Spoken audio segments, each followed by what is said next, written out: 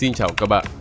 Giữa làn nước xanh thẳm của biển Hoa Đông, có một cụm đảo nhỏ nhưng khiến cả khu vực phải dậy sóng, nơi mà Trung Quốc gọi là quần đảo Điếu Ngư, còn Nhật Bản lại dùng cái tên là quần đảo Senkaku. Nhìn trên bản đồ thì đây chỉ là một vài mảnh đá hoang vu, không người ở, nhưng ẩn sau đó là cả một cuộc đấu địa chính trị khốc liệt giữa các thế lực. Bởi vì ai kiểm soát được Senkaku thì người đó không chỉ nắm giữ tuyến hàng hải huyết mạch mà còn là cả nguồn tài nguyên dầu khí khổng lồ dưới lòng biển. Trong mắt Tokyo, đây là lãnh thổ không thể tranh cãi, nhưng Bắc Kinh lại xem đó là vùng đất thiêng bị chiếm đoạt. Căng thẳng, đối đầu, thậm chí suýt chạm ngưỡng xung đột vũ trang, tất cả chỉ vì vài hòn đảo bé hơn cả một quận nhỏ. Vậy rốt cuộc, vì sao Senkaku lại trở thành ngòi nổ tiềm tàng giữa hai cường quốc châu Á?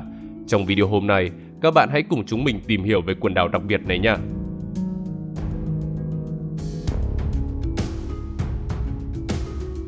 Quần đảo bị cô lập. Quần đảo Senkaku sở hữu tổng diện tích khoảng 7 km vuông. Nó cách bờ biển Trung Quốc 340 km, cách Đài Loan 170 km, cách đảo Ishigaki 150 km. Trong khi các điểm gần nhất là đảo Bành Giai và đảo Miên Hoa của Đài Loan với khoảng cách 140 km. Tổng cộng thì quần đảo Senkaku có 8 thực thể, bao gồm 5 đảo và 3 đá.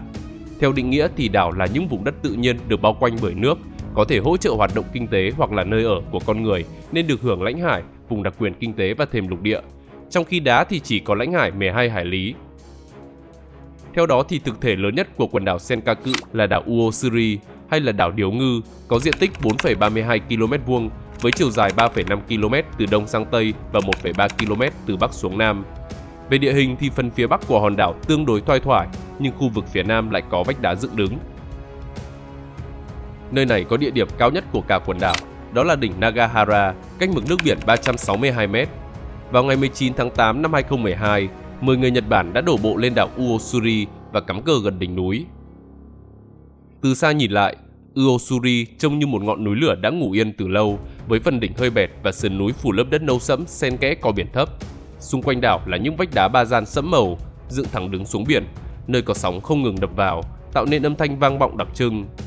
Vào những ngày trời quang, nếu đứng từ mỏm phía nam của Uosuri, người ta có thể nhìn thấy đường chân trời uốn cong của biển Hoa Đông và xa xa là làn mây trắng mờ như khói bốc lên từ mặt nước. Trong quá khứ, hòn đảo từng có con người cư trú lâu dài. Vào thời kỳ đỉnh cao, làng Koga là nơi sinh sống của 99 hộ gia đình và 248 người.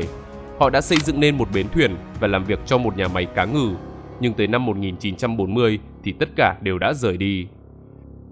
Đến năm 1978, Hội Thanh niên Nhật Bản đã tới xây dựng một ngọn hải đăng với độ cao 5,6 m. Nó có thể được nhìn thấy từ khoảng cách 10,2 km. Vào năm 1980, một tàu chở hàng của Philippines đang đi gần đó đã bị một cơn bão đánh đắm, nhưng may mắn nhờ có ánh sáng của ngọn hải đăng đã giúp họ đặt chân lên bờ và tất cả 23 thành viên thủy thủ đoàn cũng đã được giải cứu an toàn. Tới năm 2005, công trình này được chuyển giao cho lực lượng bảo vệ bờ biển Nhật Bản và cứ mỗi năm một lần, nhân viên sẽ tiến hành kiểm tra bảo trì, biến nó trở thành công cụ hỗ trợ hoạt động hàng hải. Cũng trong đợt đổ bộ năm 1978, Hội Thanh niên Nhật Bản đã đem tới 2 cá thể dê hoang dã. Sau đó chúng nhanh chóng sinh sôi và hiện có khoảng 500 con, từ đó làm diện tích đất trống của hòn đảo tăng lên tới 30%. Khi thảm thực vật bị suy giảm, khả năng giữ nước cũng biến mất, khiến cho số suối trên đảo giảm từ 8 xuống còn 2, đe dọa nghiêm trọng đến hệ sinh thái nơi đây. Vì vậy, Hội đồng thành phố Ishigaki đã thông qua một nghị quyết yêu cầu chính phủ Nhật Bản bắt giữ những con dê, nhưng đến nay thì vẫn không có hành động nào được thực hiện. Còn đá Tobise hay là đá phi tự chỉ có diện tích 0,08 ha, nhỏ nhất trong số các thực thể. Điểm cao nhất chỉ cách mực nước biển 2 m và có thể bị nhấn chìm khi thủy triều lên. Trong khi đảo Kitakojima hay là đảo Bắc Tiểu có hình chữ nhật với diện tích 0,33 km vuông. Nhìn từ xa thì nó nổi bật với vách đá cong như là sống lưng cá voi nhô ra phía đại dương. Vào đầu năm 1996, Hội Thanh niên Nhật Bản đã dựng một ngọn hải đăng hình trụ tại đây. Đến tháng 11 thì công trình này đã bị người Đài Loan phá hủy. Bên cạnh đó là đảo Minami-Kojima hay là đảo Nam Tiểu với diện tích 0,46 km vuông. Hòn đảo này có dáng tròn và bằng phẳng hơn, nhưng phần phía tây lại cao hơn hẳn với đỉnh nằm cách mực nước biển 149 m, trong khi phần trung tâm được bao phủ bởi lớp thảm thực vật thưa thớt mà chủ yếu là cỏ biển. Đặc biệt, Hai hòn đảo này còn được ngăn cách bởi eo biển Isona với chiều rộng khoảng 190 m. Trước đây khi gặp gió mạnh và sóng lớn ở biển Hoa Đông, ngư dân Đài Loan thường chèo thuyền qua tuyến đường thủy này để lánh nạn. Còn hiện tại, cả hai là nơi sinh sống của các loài chim biển như là nhàn nâu, nhạn đầu xám và hải âu lớn đuôi ngắn quý hiếm, từng bị đẩy đến bờ vực tuyệt chủng do nạn buôn bán lông vũ. Nhưng số lượng cá thể đang dần phục hồi với những nỗ lực bảo tồn được tiến hành kể từ những năm 1950. Nằm xa hơn một chút là đá Okino Minami Iwa hay là đá Nam Tự. Nơi đây có diện tích chỉ 0,48 ha và điểm cao nhất của nó chỉ là 10 m so với mực nước biển. Còn đá Okino Kita Iwa hay là đá Bắc Tự thì lớn hơn một chút khi rộng 1,83 ha. Thực tế nó bao gồm hai phần nằm riêng biệt, đó là đá Đông và đá Tây, cách nhau chỉ khoảng 185 m. Cả Okino Minami Iwa và Okino Kita Iwa đều là các khối đá lớn trồi lên giữa đại dương, nằm tương đối tách biệt. Chúng thường bị sóng mạnh bao phủ nên nhìn từ xa giống như những cột trụ đen giữa đại dương, chỉ lộ ra hoàn toàn khi thủy triều rút. Do vị trí hứng trực tiếp gió mùa Đông Bắc nên bề mặt của đá đã bị bào mòn sâu, tạo nên những rãnh dọc tự nhiên chạy song song, khiến cho toàn bộ khối đá có vẻ ngoài giống như các bức tường cổ bằng đá núi lửa. Tiếp theo là đảo Cuba hay là đảo Xích Vĩ, có diện tích 1,08 km². Nó khá xa so với các đảo khác và cách đảo Uosuri khoảng 27 km. Đây là một hòn đảo núi lửa với đỉnh Chitose cao 117 m ở trung tâm, trong khi xung quanh thấp dần về phía bờ biển. Nó được bao quanh bởi vòng san hô hình elip, làm cho mặt nước quanh đây có màu ngọc lam đặc trưng và thay đổi liên tục theo ánh sáng mặt trời. Trong khi ở trên bờ, có một dải bờ cát trắng mịn kéo dài ở rìa phía đông, nơi sóng biển nhẹ nhàng vỗ vào, tạo nên khung cảnh tương phản giữa màu xanh ngọc và sắc trắng tinh khiết. Ở phần giữa đảo, những khối đá trầm tích cổ lộ ra, có nơi hiện rõ vết xói mòn tạo thành các hốc đá tự nhiên, nơi từng được các đoàn khảo sát Nhật Bản mô tả là giống như những hang gió của đảo hoang. Cuba cũng là điểm đến lý tưởng cho các loài chim biển, nhất là trót mỏ cong bé, cò nâu, hải âu mặt trắng và chim điên bụng trắng. Chúng thường làm tổ dọc các vách đá ven đảo, tạo nên một quần thể cực kỳ đa dạng. Ngày nay, nơi đây không có một bóng người, nhưng trong quá khứ, ở phía tây nam của hòn đảo từng có một nhà máy sản xuất cá ngừ và một nhà máy chế biến lông chim biển. Dù vậy thì chúng đã bị bỏ hoang trong thập niên 1940. Đến tháng 5 năm 1972, chính phủ Nhật Bản đồng ý cho quân đội Mỹ sử dụng nơi đây làm trường bắn và bãi ném bom. Hoạt động này kéo dài đến tháng 6 năm 1978 và từ đó hòn đảo đã được trả lại sự bình yên. Còn đảo Taiso hay là đảo Hoàng Vĩ có diện tích chỉ 0,06 km². Nó nằm tách biệt khỏi các thực thể khác và cách đảo Uosuri tới 110 km. Địa hình ở đây tương đối bằng phẳng với điểm cao nhất cách mực nước biển 75 m. Cấu trúc địa chất của Taiso là sự kết hợp giữa đá ba gian phun trào cổ và đá vôi gốc san hô, khiến cho bề mặt đảo vừa gồ ghề vừa xốp. Từ xa thì Taiso trông như một khối đá lớn đang bị đại dương bào mòn từng lớp với nhiều vết nứt và hang nhỏ được tạo thành do các tác động liên tục của sóng. Ở một số khu vực thì đá có màu vàng nhạt, xen lẫn các mảng đen nâu, tạo nên một hiệu ứng màu sắc tự nhiên kỳ lạ khi mà ánh hoàng hôn chiếu xuống. Do địa hình hiểm trở và thiếu chỗ bằng phẳng, nên nơi này gần như không có cây cối lớn mà chỉ có lớp rêu xanh và cỏ biển mọc thấp phủ kín nền đá. Giống như Cuba thì Taiso cũng từng là trường bắn và bãi ném bom của quân đội Mỹ trong giai đoạn năm 1972 đến năm 1978. Về thời tiết thì quần đảo Senkaku thuộc vùng khí hậu gió mùa cận nhiệt đới với nhiệt độ trung bình năm là 21 độ C. Theo đó thì mùa hè nóng bức với nhiệt độ trung bình khoảng 27 độ C, còn mùa đông lạnh giá khoảng 11,9 độ C. Ngoài ra thì độ ẩm ở đây cũng rất cao, trung bình 84%. Do ảnh hưởng của khí hậu gió mùa, lượng mưa hàng năm lên tới 2.800 mm với khoảng 190,4 ngày mưa mỗi năm. Hơn nữa thì gió mạnh và sóng lớn diễn ra hầu như quanh năm, khiến cho việc tiếp cận cũng rất khó khăn. Nhưng nhờ vậy mà quần đảo này lại có hệ sinh thái rất đa dạng khi có tới 339 loài thực vật với sự thay đổi theo độ cao. Đồng thời thì đây cũng là nơi sinh sống của 34 loài chim, 7 loài bò sát, 100 loài côn trùng và 5 loài ốc sên. Trên đảo không có nhiều động vật có vú. Và đáng chú ý nhất trong số đó là chuột chũi Senkaku. Loài này chỉ sinh sống tại đảo Uosuri và hiện đang có nguy cơ tuyệt chủng. Ngoài ra còn có gà, mèo, dê hoang dã và chuột đồng sọc vằn. Tất cả đều do con người mang tới đây. Không chỉ vậy, vùng biển xung quanh của quần đảo Senkaku cũng có sự đa dạng sinh học rất cao với nhiều loài động vật sinh sống hoặc là di cư qua khu vực này, bao gồm cá ngừ, cá mập, cá kiếm, đồi mồi, cá heo, cá voi hoa tiêu, cá nhà táng và cá voi lưng gù. Ngoài ra còn có ốc long cung, một loài sinh vật cổ xưa xuất hiện vào kỷ Camry của Đại Cổ Sinh cách đây khoảng 570 triệu cho đến 490 triệu năm. Trong khi ốc xà cừ xanh lại nổi bật với giá trị kinh tế khi mà chúng không chỉ có thịt thơm ngon mà còn sở hữu lớp vỏ rất đẹp, có giá đắt nhất trong số các loại xà cừ, thường được sử dụng để sản xuất hàng mỹ nghệ. Có thể thấy thì quần đảo Senkaku chỉ là một cụm đảo nhỏ nằm lặng lẽ giữa biển Hoa Đông, nhưng lại có địa hình độc đáo như được thiên nhiên chạm khắc. Nơi này sở hữu sự phân hóa địa mạo rõ rệt, từ những vách đá dựng đứng, đồi núi lượn sóng cho tới bờ biển gồ ghề bị sóng gió bào mòn qua hàng triệu năm.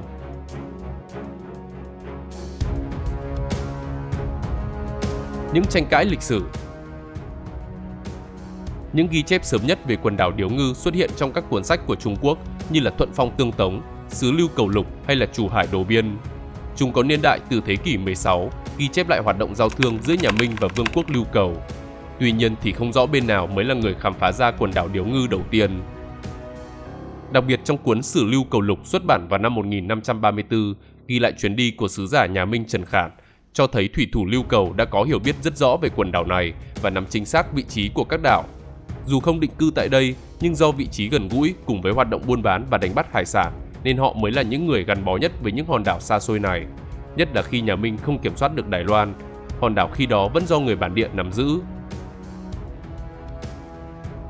Thực tế trong suốt thời gian dài, quần đảo Senkaku không có ai quan tâm đến.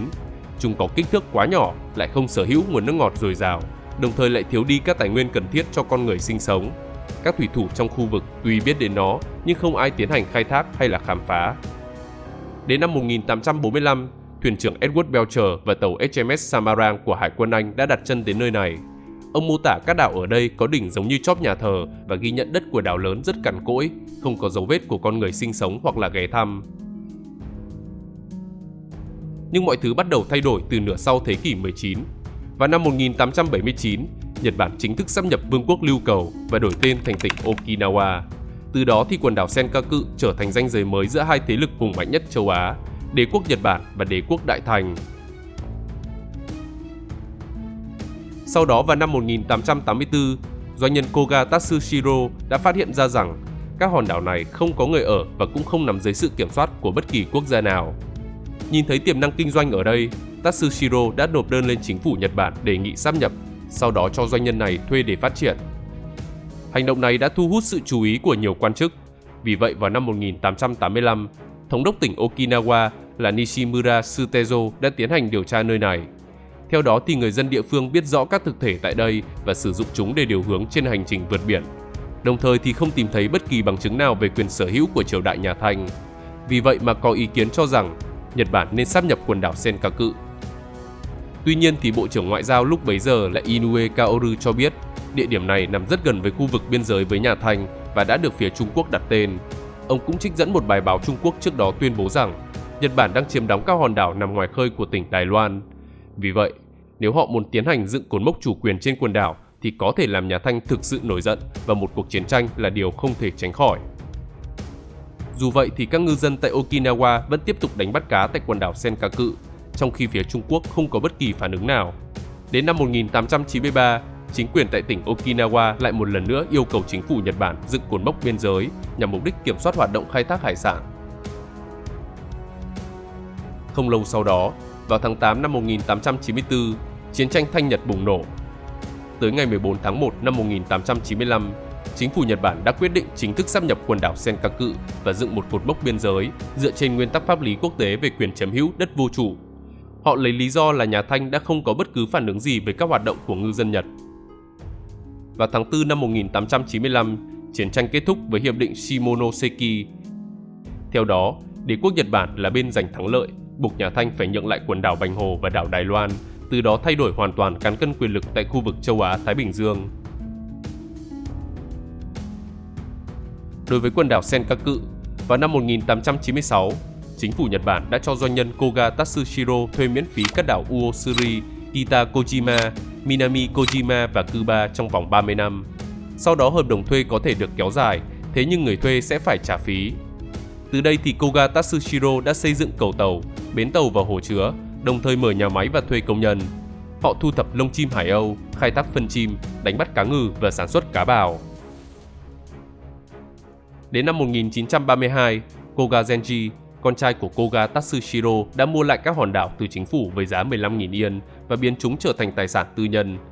Tuy nhiên thì việc thu thập lông chim Hải Âu đã bị ngừng lại do săn bắn quá mức, trong khi các sản phẩm cá ngừ rẻ hơn từ các đảo Nam Thái Bình Dương bắt đầu xuất hiện, khiến cho hoạt động kinh doanh gặp khó khăn.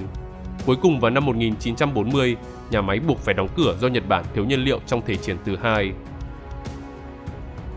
Cũng trong giai đoạn này, quần đảo chứng kiến hàng loạt các sự cố. Đầu tiên là vào ngày 5 tháng 2 năm 1940, một chiếc máy bay Douglas DC-2 của hãng hàng không Hoàng gia Nhật Bản bay từ Naha đến Đài Bắc đã hạ cánh khẩn cấp ngoài khơi của đảo Uosuri. Thân máy bay bị vỡ làm đôi nhưng cả 13 người đều sống sót. Còn vào ngày 3 tháng 7 năm 1945, một tàu di tản từ đảo Ishigaki đến Đài Loan đã bị máy bay quân sự Mỹ ném bom và bị đắm trên đảo Uosuri. Trên đảo thì không thiếu nguồn nước ngọt và lúc đầu thì mọi người chia sẻ thực phẩm với nhau, nhưng nguồn lương thực cũng sớm cạn kiệt chỉ sau một tuần. Kết quả là những người sống sót đã phải ăn quả của cây cọ xẻ, nhưng chúng lại có độc, vì vậy họ đã phải ăn cỏ trường thọ, cá nhỏ và cua ẩn sĩ ở ven bờ. Sau đó một nhóm sĩ quan và thủy thủ đã đóng thuyền rồi đến được đảo Ishigaki. Đầu tiên thì quân đội Nhật Bản đã phái máy bay thả hàng cứu trợ, bao gồm bánh quy cứng và kẹo đường. Họ cũng huy động 3 tàu cứu hộ và các bác sĩ quân y tới giải cứu. Sau 50 ngày bị mắc kẹt trên đảo hoang, đã có 75 người thiệt mạng và 105 người sống sót. Trong thời gian sau đó, một ngôi mộ nhỏ đã được dựng lên tại đảo Uosuri, đồng thời gia đình của những người sống sót đã trồng cỏ trường thọ và hạt đu đủ trên đảo để giữ trữ lương thực, phòng trường hợp có thêm những người không may mắn bị mắc kẹt tại đây. Ngoài ra thì còn có một đài tưởng niệm ở đảo Ishigaki để tưởng nhớ tới các nạn nhân của thảm kịch này.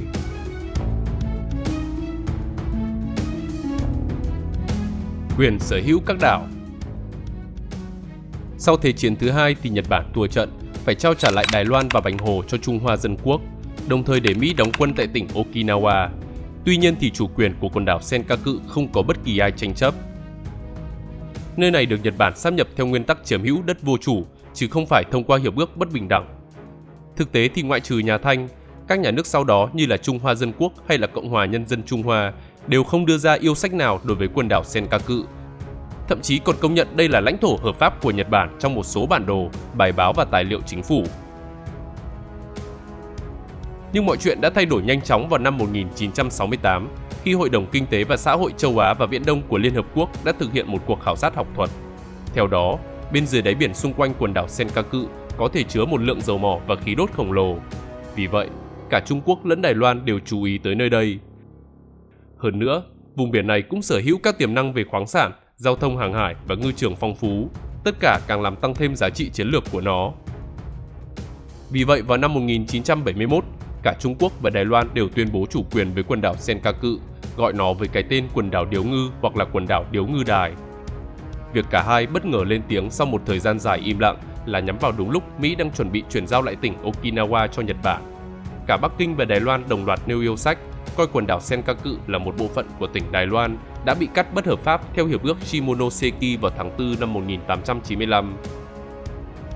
Đáp lại thì phía Nhật Bản cho rằng họ đã sáp nhập thực thể này vào tháng 1 năm 1895 dựa trên nguyên tắc vô chủ. Thực tế thì trước khi báo cáo về dầu mỏ được công bố, cả Trung Quốc và Đài Loan đều không có bất kỳ ý kiến nào về vấn đề chủ quyền của quần đảo Senkaku. Đến ngày 15 tháng 5 năm 1972, Mỹ đã trao trả lại toàn bộ tỉnh Okinawa cho Nhật Bản, trong đó bao gồm quần đảo Senkaku. Tuy nhiên thì quy chế tại đây lại rất đặc biệt. Chính phủ Nhật Bản chỉ quản lý các thực thể nhỏ và kém quan trọng là đá Tobise, đảo Okino Minami Iwa và đảo Tashio. Trong khi đảo Uosuri, đảo Kitakojima, đảo Minami Kojima và đảo Kuba đều là đất tư nhân của Koga Zenji. Nhưng do già yếu nên ông đã bán lại cho Kurihara Kunioki 3 đảo là Uosuri, Kitakojima và Minami Kojima. Đến năm 1985, người vợ Koga Hanako lại bán tiếp đảo Kuba cho Kurihara Kazuko. Do là đất tư nhân nên nơi này không được kiểm soát chặt chẽ. Nhiều người Nhật Bản, người Đài Loan và Trung Quốc đã tiến hành xâm nhập nhằm khẳng định chủ quyền. Tới năm 2002, chính phủ Nhật Bản thuê lại 3 hòn đảo để quản lý khu vực, cụ thể là Uosuri với giá 21,12 triệu yên mỗi năm, còn Kitakojima và Minami Kojima rẻ hơn khi tiền thuê chỉ là 1,5 triệu yên mỗi năm. tới năm 2012, chính phủ Nhật Bản quyết định mua lại 3 thực thể với giá 2,05 tỷ yên. Riêng đảo Cuba vẫn tiếp tục thuộc quyền sở hữu tư nhân.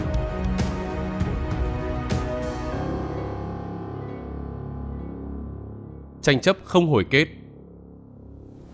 Từ khi Mỹ trao lại quần đảo Senkaku cho Nhật Bản, tại đây đã có nhiều cuộc đối đầu căng thẳng.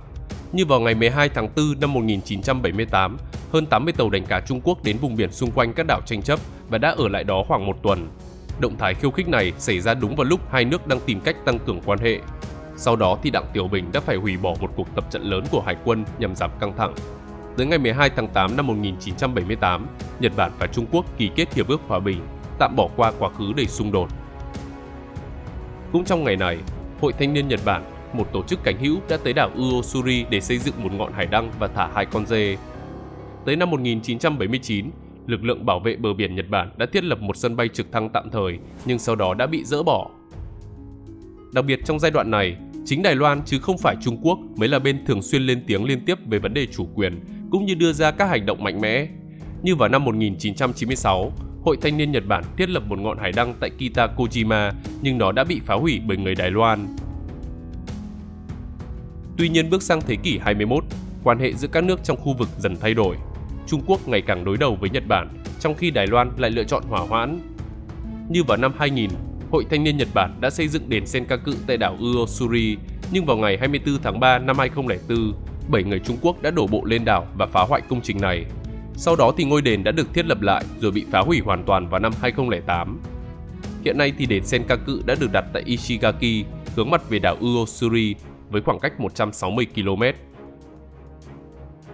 Dù vậy thì quan hệ giữa hai bên vẫn chưa đến mức nghiêm trọng, mà căng thẳng chỉ thực sự bùng phát vào ngày 7 tháng 9 năm 2010 khi tàu đánh cá Mân Tấn Ngư 5179 của Trung Quốc tiến vào khu vực quần đảo Senkaku và xảy ra va chạm với 2 tàu tuần duyên của Nhật Bản. Kết quả là 15 người đã bị bắt giữ ngay lập tức. Sau đó, 14 thủy thủ đã được thả về sau 6 ngày. Riêng thuyền trưởng Chiêm Kỳ Hùng bị giam giữ trong vòng 17 ngày. Sự kiện này đã dẫn đến các cuộc biểu tình bài Nhật ở các thành phố lớn của Trung Quốc như là Bắc Kinh, Thiên Tân, Thượng Hải, Hồng Kông. Họ vẫy cờ, hát quốc ca và giơ cao biểu ngữ phản đối. Trong khi chính phủ bắt giữ 4 nhân viên người Nhật của tập đoàn Fujita ở tỉnh Hà Bắc vì cáo buộc quay phim các mục tiêu quân sự. Họ cũng ban hành các lệnh cấm du lịch và ngừng xuất khẩu đất hiếm, làm ảnh hưởng nghiêm trọng đến nền kinh tế của Nhật Bản. Dù sau đó, các lệnh cấm đã bị bãi bỏ, nhưng quan hệ giữa hai nước đã bị tổn hại nghiêm trọng. Chính phủ Nhật Bản mua lại các đảo Uosuri, Kitakojima và Minami Kojima. Đến ngày 10 tháng 4 năm 2013, họ ký kết thỏa thuận nghề cá với Đài Loan và giao cho đối tác một ngư trường rộng lớn. Tuy nhiên thì riêng khu vực 12 hải lý xung quanh quần đảo Senkaku vẫn thuộc về Nhật Bản. Đáp lại thì vào ngày 23 tháng 11 năm 2013, Trung Quốc thiết lập vùng nhận dạng phòng không bao trùm cả quần đảo Senkaku. Họ tuyên bố rằng các máy bay đi vào khu vực này phải nộp kế hoạch và gửi thông tin tần số vô tuyến. Dù Nhật Bản, Hàn Quốc và Mỹ đều không tuân thủ, nhưng Trung Quốc cũng không phản ứng. Thay vào đó, nước này sử dụng chiến lược vùng xám, điều tàu cá và tàu hải cảnh xâm nhập, tránh sử dụng các tàu quân sự. Vào năm 2013, Trung Quốc đi vào vùng biển 12 hải lý quanh quần đảo Senkaku tổng cộng 52 lần và ở đó trong vòng 54 ngày. Còn vào năm 2023, họ tiến hành vào 34 lần và hiện diện 42 ngày. Thậm chí trong tháng 6 năm 2024, Trung Quốc đã lần đầu tiên điều tàu vũ trang đến quần đảo Senkaku khi 4 tàu hải cảnh trang bị pháo di chuyển ở khu vực này trong khoảng 1 giờ. Ngoài ra thì cả tàu hải quân và tàu ngầm hạt nhân của đại lục cũng từng hiện diện tại vùng biển gần đó. Các hoạt động này nhằm thách thức sức mạnh và quyết tâm của Nhật Bản, nhất là khi hai nước có vấn đề ngoại giao. Như vào ngày 16 tháng 11 năm 2025, Trung Quốc lại điều tàu xâm nhập và động thái ấy diễn ra giữa lúc căng thẳng song phương gia tăng vì phát biểu của Thủ tướng Takashi Sane cảnh báo Nhật Bản có thể thực hiện hành động quân sự nếu như Đài Loan bị tấn công. Có thể nói, dù chỉ là những hòn đảo nhỏ nằm giữa vùng biển Hoa Đông, nhưng quần đảo Senkaku lại mang sức nặng vượt xa kích thước của nó. Đó là phép thử cho trật tự khu vực, cho sự tự chủ của mỗi quốc gia và cho khả năng quản lý xung đột của một thế giới ngày càng nhiều cạnh tranh. Nơi mà gió biển thổi qua những vách đá tưởng như vô danh, thực chất lại là điểm hội tụ của các tuyến hàng hải trọng yếu, nguồn lợi thủy hải sản phong phú và kỳ vọng về năng lượng dưới đáy biển. Đó cũng là lý do mà cả Tokyo và Bắc Kinh đều tuyên bố sẽ không nhượng bộ. Và trên đây là toàn cảnh quần đảo Điếu Ngư hay còn được gọi là Senkaku. ngòi nổ xung đột ở vùng Đông Á. Nếu muốn chúng mình làm về đề tài nào tiếp theo, các bạn hãy để lại bình luận ở bên dưới nha. Xin chào và hẹn gặp lại các bạn trong những video tiếp theo.